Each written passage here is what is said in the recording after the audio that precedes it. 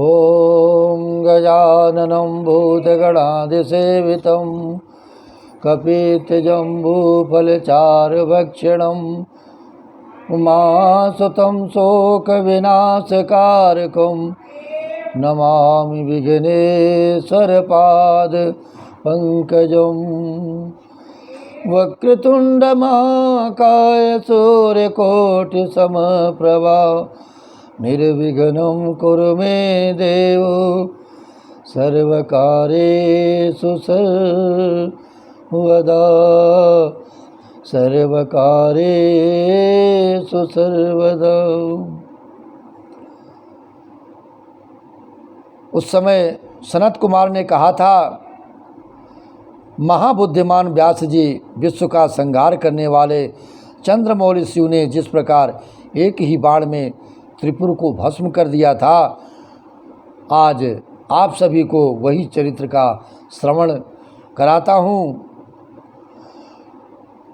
हे मुनीश्वरों, जब शिव कुमार स्कंदन ने तारकासुर को मार डाला, तब उसके तीनों पुत्रों को महान संताप हुआ। उनमें तारकाक्ष सबसे श्रेष्ठ था, विद्युन्माली मझला था और छोटा कमलाक्ष था। उन तीनों में समान बल था। वे जितेंद्रिय, सदा कार्य के लिए उद्यत, संयमी, सत्यवादी, दृढ़ चित्र और महान वीर और देवों से द्रोह करने वाले थे। उन तीनों ने सभी उत्तमोत्तम एवं मनोहर भोगों का परित्याग करके मेरु पर्वत की एक कंदरा में जाकर के परम अद्भुत तपस्या आरंभ की है। वहाँ उन्होंने हजारों वर्षों तक ब्रह्मा की प्रसन्नता के लिए अत्यंत उग्र तप किया है। तब सुर और असुरों के गुरु महायशस्वी ब्रह्मा जी उनकी तपस्या से अत्यंत संतुष्ट होकर के उन्हें वर देने के लिए प्रकट हुए हैं। ब्रह्मा जी ने कहा, महादैत्यों, मैं तुम लोगों के तप से प्रसन्न हो गया हूँ, अतः तुम्हारी मनोकामना के अनुसार तुम्हें सभी वर प्रदान करूँगा। देवद्रोहियों, मैं सबकी तपस्या के फलदाता और सर्वदा सब कुछ करने में समर्थ हूँ, अतः बताओ तुम लोगों ने इतना घोर तप किस लिए किया है। सनत कुमार जी कहते हैं, मुने ब्रह्मा जी की ये बात सुनकर उन सब ने अंजलि बांधकर पितामह के चरणों में प्रणिपात किया और फिर धीरे धीरे अपने मन की बात कहना आरंभ किया है। दैत्य बोले, देवेश, यदि आप हम पर प्रसन्न हैं और हमें वर देना चाहते हैं तो यह वर दीजिए कि समस्त प्राणियों में हम सबके लिए अवध्य हो जाएं। जगन्नाथ, आप हमें स्थिर कर दें और हमारे जरा, रोग आदि सभी शत्रु नष्ट हो जाएं, तथा कभी भी मृत्यु हमारे समीप न फटके। हम लोगों का ऐसा विचार है कि हम लोग अजर अमर हो जाएं और त्रिलोकी में अन्य सभी प्राणियों को मौत के घाट उतारते रहें, क्योंकि ब्रह्मन यदि 5 ही दिनों में काल के गाल में चला जाना निश्चित ही है, तो अतुल लक्ष्मी, उत्तमोत्तम नगर, अन्यान्य भोग सामग्री, उत्कृष्ट पद और ऐश्वर्य से क्या प्रयोजन है। मेरे विचार से तो उस प्राणी के लिए ये सभी कुछ व्यर्थ है। सनत कुमार जी कहते हैं, महर्षि, उन तपस्वी दैत्यों की ये बात सुनकर ब्रह्मा अपने स्वामी गिरसाई भगवान शंकर का ध्यान करके बोले हैं। ब्रह्मा जी ने कहा, असुरों, अमरत्व सभी को नहीं मिल सकता, अतः तुम लोग अपना ये विचार छोड़ दो। इसके अतिरिक्त अन्य कोई वर जो तुम्हें पसंद आ रहा हो उसे हमसे मांग सकते हो, क्योंकि दैत्यों, इस भूतल पर जहाँ कहीं भी जो प्राणी जन्मा है अथवा जन्म लेगा, वो जगत में अजर अमर नहीं हो सकता।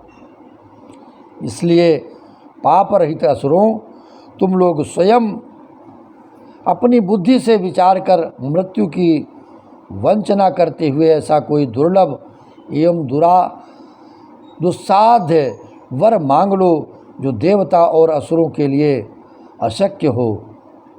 उस प्रसंग में तुम लोग अपने बल का आश्रय लेकर पृथक पृथक अपने मरण में किसी हेतु को मांग लो, जिससे तुम्हारी रक्षा हो जाए और मृत्यु तुम्हें वरण भी न कर सके। सनत कुमार जी कहते हैं कि महर्षि ब्रह्मा जी के ऐसे वचन सुनकर वे 2 घड़ी तक ध्यानस्थ हो गए हैं। फिर कुछ सोच विचार कर सर्वलोक पितामह ब्रह्मा जी से कहने लगे, हे भगवान, यद्यपि आप हम लोगों को प्रबल पराक्रमी समझते हैं, तथापि हमारे पास कोई ऐसा घर नहीं है जहां हम शत्रुओं से सुरक्षित रहकर सुखपूर्वक निवास कर सकें। अतः आप हमारे लिए ऐसे 3 नगरों का निर्माण करा दीजिए जो अत्यंत अद्भुत और संपूर्ण संपत्तियों से संपन्न हो तथा देवताओं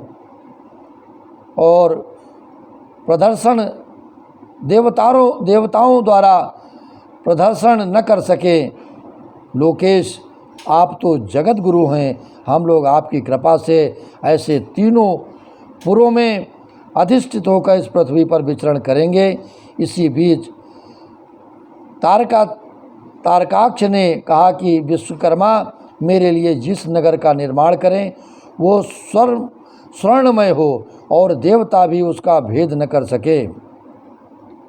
तत्पश्चात कमलाक्ष ने चांदी के बने हुए अत्यंत विशाल नगर की याचना की और विद्युन्माली ने प्रसन्न होकर वज्र के समान कठोर लोहे का बना हुआ बड़ा नगर मांगा है। ब्रह्मन ये 3 पुर मध्याह्न के समय अभिजित मुहूर्त में चंद्रमा के पुष्य नक्षत्र पर स्थित होने पर एक स्थान पर मिला करें और आकाश में नीले बादलों पर स्थित होकर ये क्रमशः एक के ऊपर एक रहते हुए लोगों की दृष्टि से ओझल भी रहें।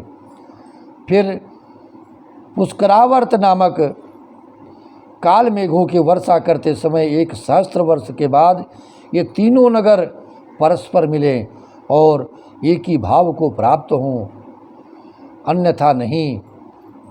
उस समय कृतिवासा भगवान शंकर, जो वैर भाव से रहित सर्वदेवमय और सबके देव हैं, लीलापूर्वक संपूर्ण सामग्रियों से युक्त एक असंभव रथ पर बैठकर अनोखे बाण से हमारे पुरों का भेदन करें। किंतु भगवान शंकर सदा हम लोगों के वंदनीय, पूजनीय और अभिवादन के पात्र हैं, अतः वे हम लोगों को कैसे भस्म करेंगे। मन में ऐसी धारणा करके हम ऐसे दुर्लभ वर को आपसे मांग रहे हैं और ये हमें प्रदान करें।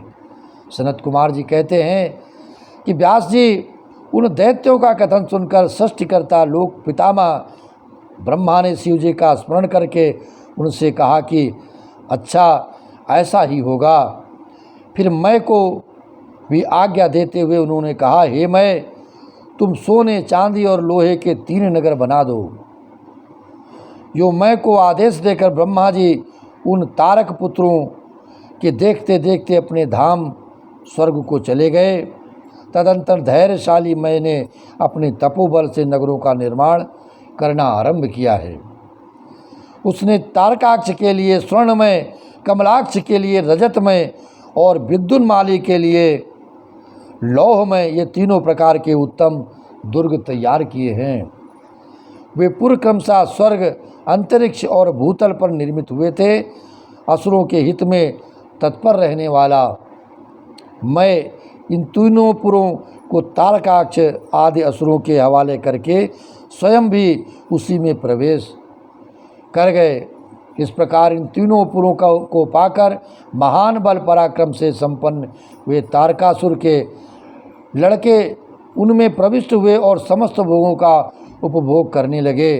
वे नगर कल्प वृक्षों से व्याप्त तथा हाथी घोड़ों से संपन्न थे। उनमें मणि निर्मित जालियों से आच्छादित बहुतेरे महल बने हुए थे। वे पद्मराग के बने हुए एवं सूर्यमंडल के समान चमकीले विमानों से, जिनमें चारों ओर दरवाजे लगे थे, शोभायमान हो रहे हैं।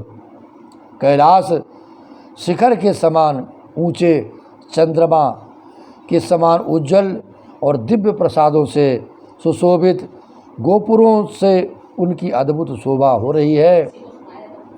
इस प्रकार माया के इस नगर को देख करके सभी वहाँ पर निवास कर रहे हैं और मन में आनंदित हो रहे हैं।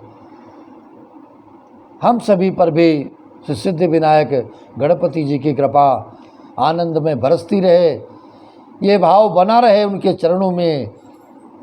इसी के साथ में ये प्रसादी भी वितरण होती रहे। चैनल को सब्सक्राइब करते रहें और शेयर करते रहें। प्रसाद वितरण में आपको कुछ भी खर्चा नहीं करना है, ये निस्वार्थ भाव की प्रसादी है, केवल अधिक से अधिक लोगों तक पहुंचाना है। ओम गम गणपते नमो नमः। ओम गम गणपते नमो नमः। श्री सिद्धि विनायक नमो नमः। श्री अष्ट विनायक नमो नमः।